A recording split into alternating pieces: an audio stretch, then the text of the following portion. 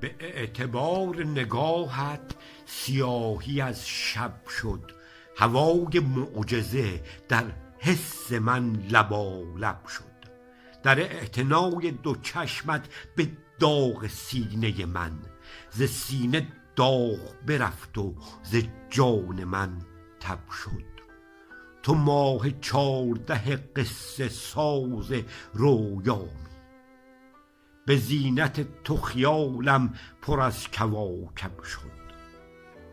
تویی به حسن رخت طلعت مه و خورشید، به حسن تو غزلم را جهان مخاطب شد.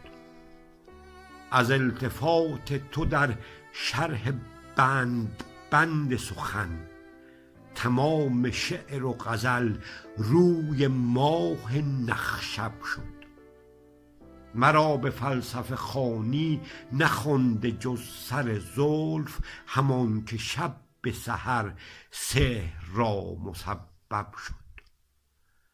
هر آن که دست تو گیرد ز حسن زلف و رخت، به زیرکی و به عیاریش ملقب شد. تمام سر و سخن طالب تو را این است، به مستی آیم از آن بوسه ای که بر لب شد.